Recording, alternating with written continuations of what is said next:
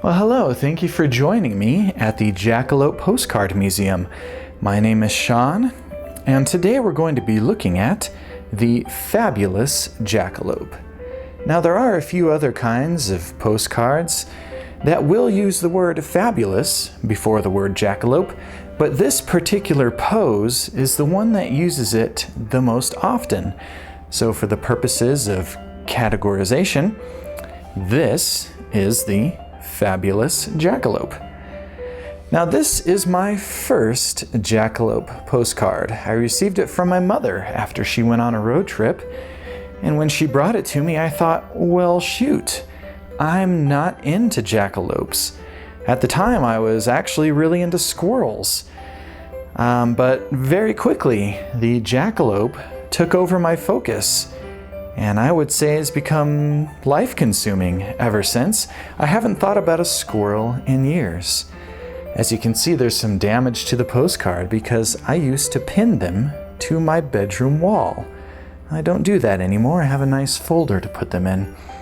So here's some other examples of the fabulous jackalope. This one actually does add the word the.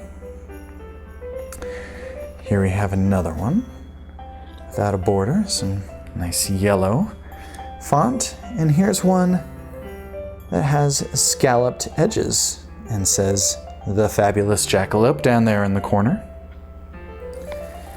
Now, not all of the postcards with this pose say fabulous on the front, but most of them do say it on the back.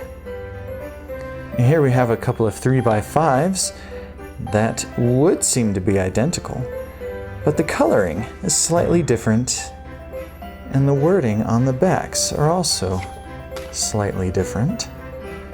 So they do count as different postcards for my collection.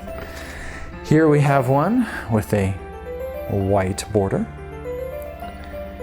And here we have one called the Western Jackalope that gives us a little bit of information. It tells us that jackalopes are a cross between antelopes and jackrabbits, which is technically correct.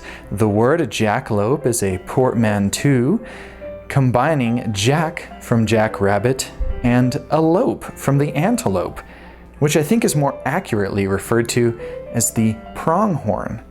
But as you can see, this jackalope is not a jackrabbit and does not have the antlers of a pronghorn.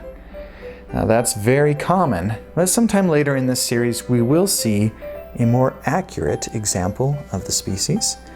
Now, something that we also see very commonly with this pose is the story that the jackalope is a cross between a species of rabbit and an extinct small deer, which is, of course, incorrect. Here we have one from Wyoming, which is where jackalopes come from. And here we have two 3.5x5 sized. Let's say they're from Texas.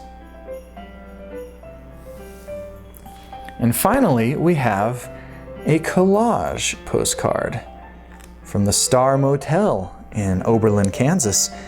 Here we have some giant fish and a giant rabbit, but yes, in the lower left-hand corner, it is the fabulous jackalope.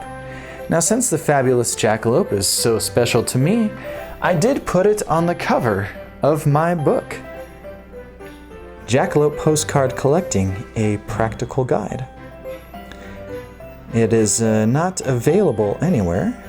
As you can see, the fabulous jackalope, or as I sometimes refer to it as the Splendor in the Grass jackalope, is right here on page 3.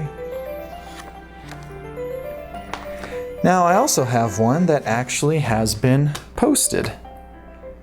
And here it is. And it says, "Greetings from Wyoming. I hope everyone is fine and dandy.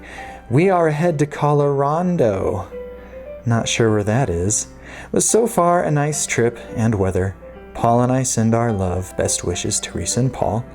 we saw antelope also here, Wyoming. And this was posted in September of 1997 from Cheyenne, Wyoming. And here's some examples of the fabulous jackalope pose that are not yet in my collection. But maybe you can help me find them. Now, thank you for visiting here with me at the Jackalope Postcard Museum for our look at the fabulous jackalope.